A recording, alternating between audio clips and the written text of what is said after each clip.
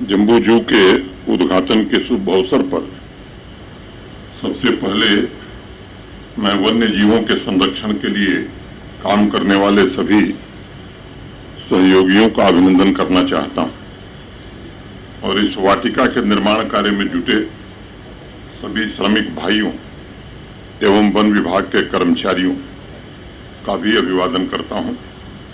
ये हम सबके लिए अत्यंत प्रसन्नता की बात है कि लंबे समय के इंतजार के पश्चात आखिरकार ये परियोजना पूरी हो गई और आज इसे जम्मू कश्मीर की जनता को समर्पित किया गया।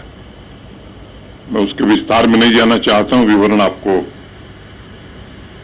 बताया गया है। ये 62 करोड़ से थोड़ी ज्यादा लागत में मुझे लगता है कि फुल फ्लेजेड जू पहली बार जम्मू कश्मीर में बना है, जो इतने खूबसूरत हिली एरिया में स्थित है। शिवालिक पहाड़ियों की तलहटी में 70 हेक्टेयर में फैले इस जू के पहले फेज ने जम्मू संभाग में एक और टूरिस्ट डेस्टिनेशन केवल नहीं जोड़ा है, बल्कि हम जिस क्वालिटी ऑफ लाइफ के विजन की बात करते हैं उसकी सिद्धि भी की है। हिली एरियाज और परफेक्ट पिकनिक स्पॉट होने की वजह से इसका अनोखापन स्वाभाविक रूप से पर्यटकों के लिए एक आकर्षण का केंद्र होगा और जम्मू संभाग में इस प्रोजेक्ट के जरिए टूरिज्म की संभावनाओं को नई ऊर्जा जरूर मिलेगी। जैसा बताया गया कि माता वैष्णो देवी के दर्शन के लिए देश भर से जो श्रद्धालु आते हैं वो उसमें से अधिकांश लोग हमारे विद्यार्थी, आसपास के निवासी निश्चित रूप से आने वाले दिनों में यहाँ भी आएंगे और ये प्रयास हमको अनवरत करना होगा। और मैं समझता हूँ कि टूरिज्म की दृष्टि से यह जो काम है ये एक मील का पत्थर साबित होगा। जम्बू जू का उद्घाटन ऐसे समय में हुआ है जब पूरे देश में नहीं बल्कि देश के बाहर भी जम्मू कश्मीर की चर्चा हो रही है। G20 की बैठक का जिक्र अभी भारत भूषण जी ने किया। मैं मानता हूं कि जम्मू कश्मीर के 1,30,00,000 से ज्यादा नागरिकों को इस आयोजन ने गर्व से भर दिया है। वैसे तो बैठक टूरिज्म वर्किंग ग्रुप की थी।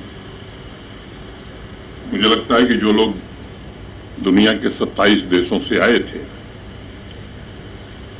यहाँ की गौरवशाली सांस्कृतिक परंपरा का जो अनुभव करके गए हैं वो विश्व पटल पर निश्चित रूप से रखेंगे।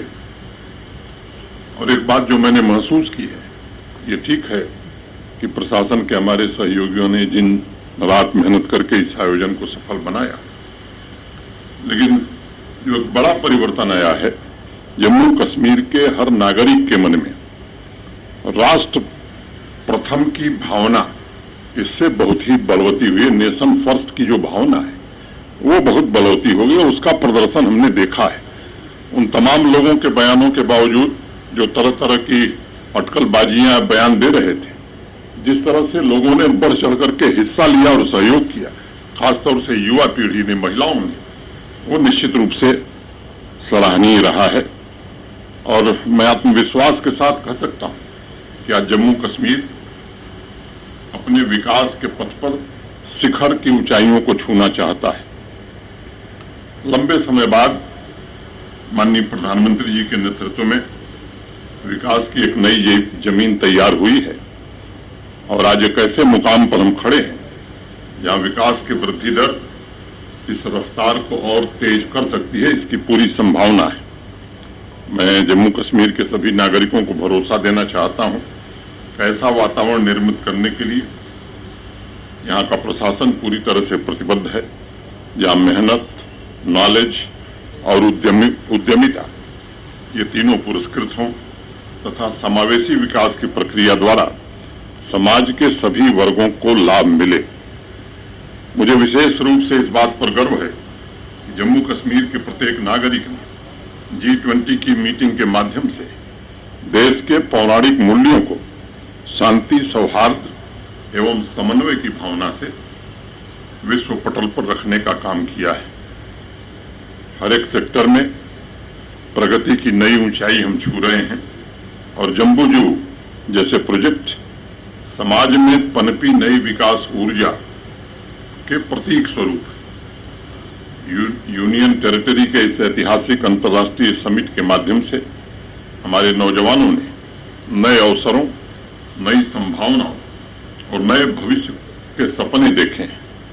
अब उनकी आकांक्षाएं सीमित नहीं हैं, बल्कि वो नई सोच के साथ अपने सपनों को भारत के निर्माण में योगदान देने के लिए तैयार हो रहे हैं। हमें उन सपनों को साकार करने की व्यवस्था निर्मित करनी है, ये हमारी जिम्मेदारी है और सुनहरे भविष्य को हासिल करने के लिए कदम से कदम मिलाकर वो चल सकें, ऐसा वातावरण हमें बनाना होगा। पिछले 3 वर्षों की अनवरत कोशिशों ने हमारी प्रगति की रफ्तार को 10 गुना कर दिया है और 18-19 में पूरे जम्मू कश्मीर में 9,229 प्रोजेक्ट पूरे हुए थे और पिछले वित्तीय वर्ष में उसके 10 गुना से ज्यादा 92,555 प्रोजेक्ट जम्मू कश्मीर अब पूरा कर रहा है। तो ये रफ्तार स्वाभाविक रूप से 10 गुनी हो गई है और ये एक तरफा प्रगति नहीं है। विकास यात्रा में इस बात का ध्यान रखा जा रहा है कि चाहे वो ग्रामीण क्षेत्र हो, शहरी क्षेत्र हो, हर जगह विकास हो, सर्वस्पर्शी हो, समावेशी हो और उसमें एक विशेष बात का भी ध्यान रखने की कोशिश हो रही है कि पर्यावरण को स्थायित्व देने की क्षमता भी हो। सस्टेनेबल डेवलपमेंट हमारी प्राथमिकता नहीं है, बल्कि जम्मू कश्मीर प्रशासन का संकल्प भी है। प्राकृतिक संसाधनों और विकास के संतुलन के इस संकल्प को पूरा करने की और नया रिकॉर्ड बनाने की हर कोशिश हो रही है। प्राकृतिक संसाधनों को सुदृढ़ करने में भी इसके सकारात्मक नतीजे दिख रहे हैं। 55% ग्रीन एवं फॉरेस्ट कवर के साथ जम्मू कश्मीर आज सस्टेनेबल डेवलपमेंट के लिए पूरे देश में रोल मॉडल बनने की दिशा में अग्रसर हो रहा है। जिस तेजी से विकास के काम धरातल पर हो रहे हैं और टाइम बाउंड मैनर में हो रहे हैं, जनता की जरूरतों के मुताबिक हो रहे हैं, उसके केंद्र में भयमुक्त, भ्रष्टाचार मुक्त प्रशासन की प्रतिबद्धता है। अनेक सुधार हुए हैं, मैं उसके विवरण में नहीं जाना चाहता, लेकिन एक बात मैं कहना चाहता हूं कि जिस योजना के अंतर्गत ये प्रोजेक्ट पूरी हुई, लैंग्वेजिंग प्रोजेक्ट में इसकी फाइनेंसिंग हुई, जैसा बताया गया मेरे पहले, अभी कुछ दिन पहले 1500 पूर्ण परियोजनाओं, कंप्लीटेड प्रोजेक्ट्स को लोकार्पित करने का मुझे अवसर मिला। और जब मैं विवरण देख रहा था तो उसमें कई परियोजनाएं 10 साल पहले शुरू हुई थी, कुछ ऐसी थी जो 15 साल पहले शुरू हुई थी और कई ऐसी थी जो 20 साल से लंबित पड़ी हुई थी। ऐसी परियोजनाएं उन 1500 में से पूरी हो चुकी हैं। आप सबको मालूम है कि बिना फोटोग्राफिक प्रूफ के एक भी बिल पास नहीं हो रहा है। नागरिकों को भी सेवाएं समयबद्ध ढंग से मिले, इसकी गारंटी का इंतजाम किया गया है। उनकी शिकायत निवारण की व्यवस्था को भी प्रतिदिन नित नए आयाम से जोड़ने की कोशिश हो रही है और इसके कारण नागरिकों में एक नया विश्वास पैदा हुआ है।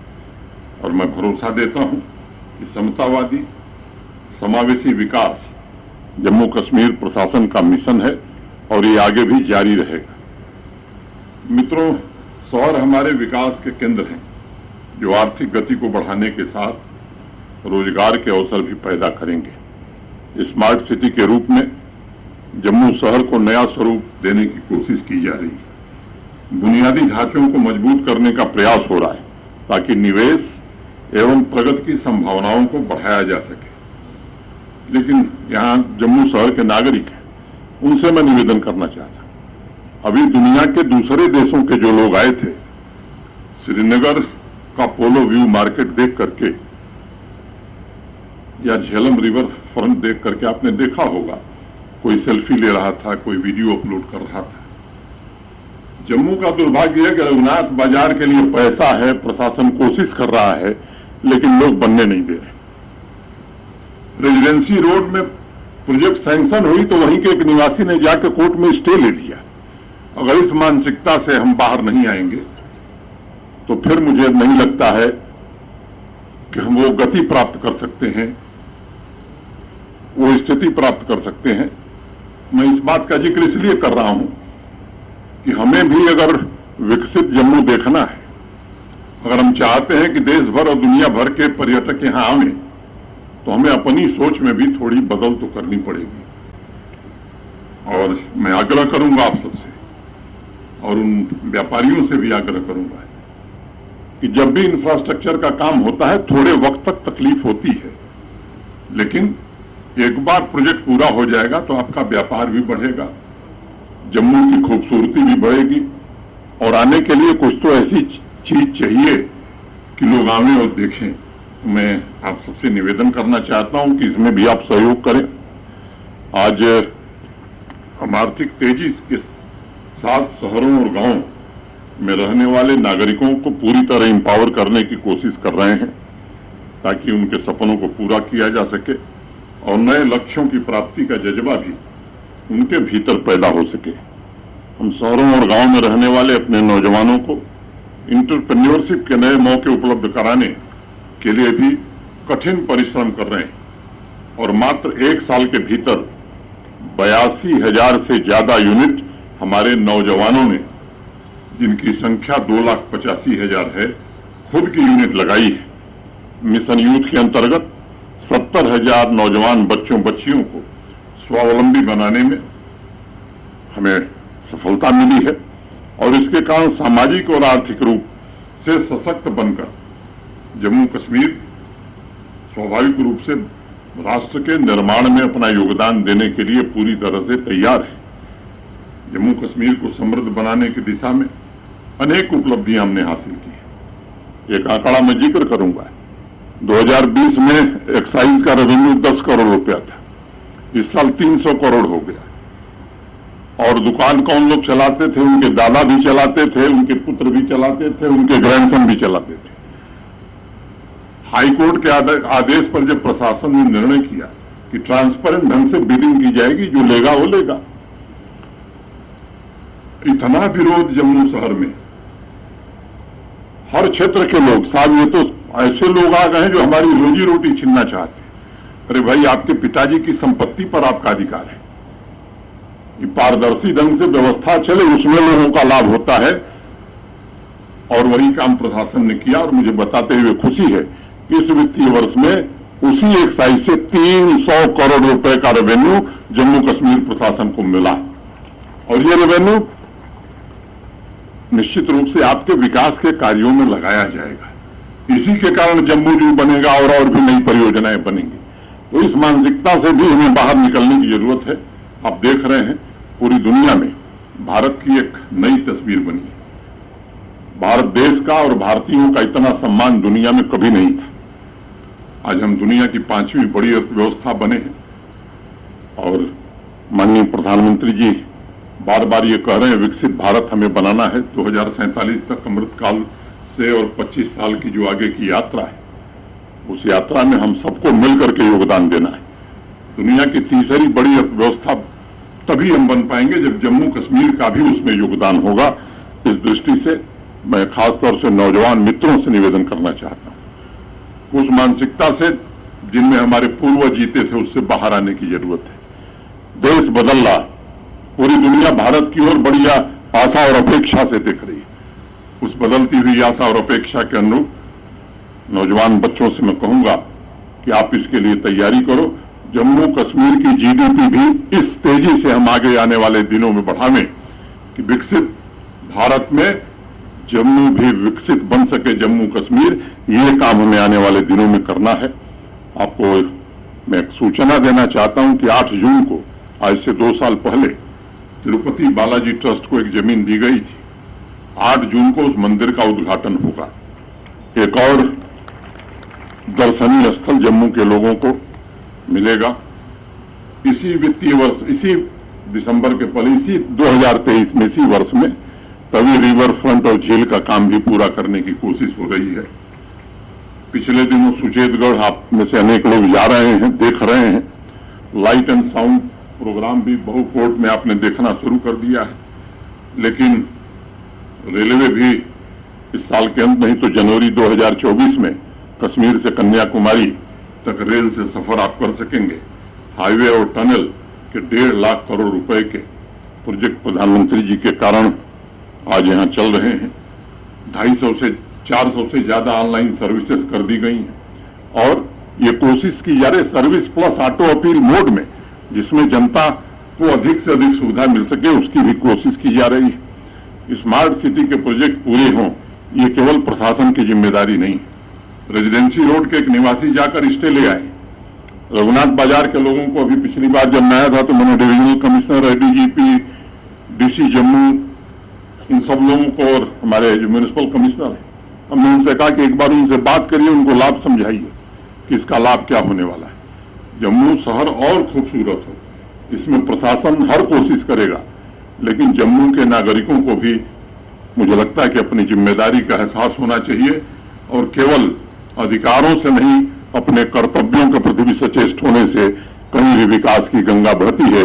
यही निवेदन करते हुए मैं धीरज गुप्ता जी, सुरेश गुप्ता जी, उनकी पूरी टीम को हृदय से बधाई देना चाहता हूं और इसके कारण एक नया विश्वास लोगों में पैदा होता है और अब मुझे लगता है कि दुनिया की कोई ताकत किसी भी तरह का षड्यंत्र जम्मू कश्मीर को तरक्की की नई ऊंचाई छूने से नहीं रोक सकता है।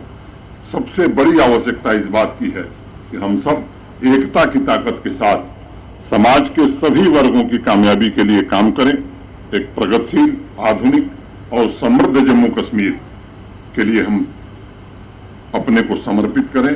मैं एक बार पुनः जम्बू जू के उद्घाटन की सभी नागरिकों को विशेष रूप से बधाई देता हूं। बहुत बहुत धन्यवाद। जय हिंद।